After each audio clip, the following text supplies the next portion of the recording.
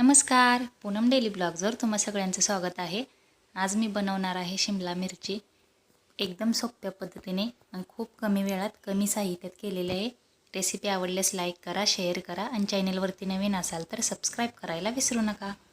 त्यासाठी बघा मी इथे 5 ते 6 शिमला मिरची घेतलेल्या आहेत.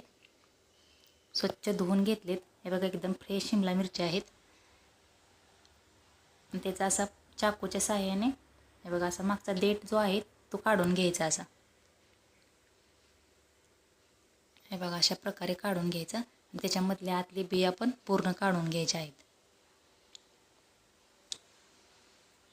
चिरायचा नाही पुढून, फक्त मागून देठ काढायचा आणि आतले बिया अशा काढून घ्यायच्या. सर्व शिमला मिरची काढून घ्यायच्या आहेत. हे बघा अशा मी काढून घेतलेल्या आहेत. आतले बिया पूर्ण काढायच्या. इथे बघा खोबऱ्याचं वाटण घेतलेलं आहे, शेंगदाण्याचं कूट घेतलं आहे, हळद घेतली, लाल तिखट घेतलेलं आहे, गरम मसाला घेतला आहे, थोडीशी धनेची पावडर, जिरा पावडर आणि चवीनुसार मीठ घेतलेलं आहे. हे पूर्ण आता मिक्स करून घ्यायचं आहे. चांगलं एकजीव करून घ्यायचं आहे बघा सर्व.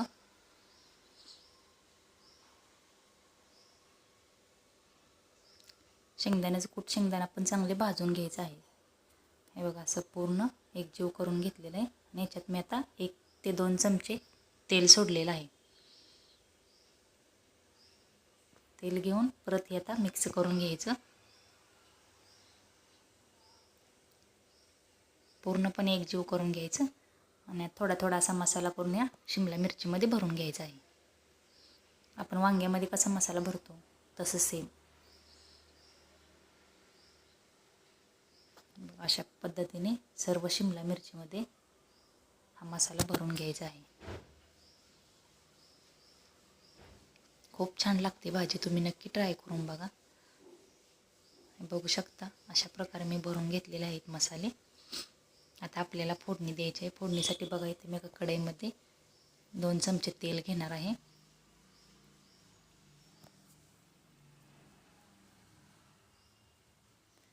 तेल थोडंसं गरम झालं की त्याच्यामध्ये थोडीशी मोहरी टाकायची, थोडंसं जिरं टाकायचं आहे,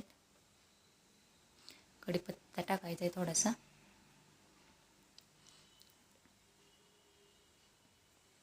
याच्यामध्ये आपल्याला आता एक एक मिरची अशी ठेवायची आहे.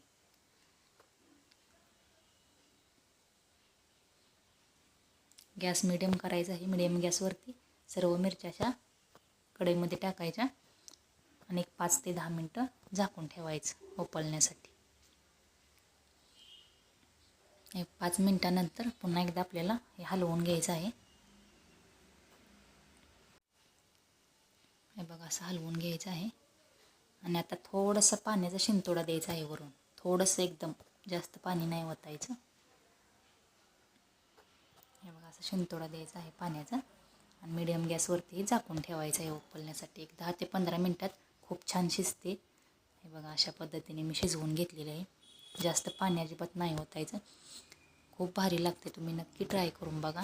सगळे आवडीने खातील, न खाणारे सुद्धा खातील. बघा अशा पद्धतीने मी शिमला मिरची केलेली आहे. कशी वाटली रेसिपी नक्की कमेंट करून सांगा आणि तुम्ही पण नक्की ट्राय करा. आणि पुन्हा एकदा चॅनलवरती नवीन असाल तर सबस्क्राईब करायला विसरू नका. धन्यवाद.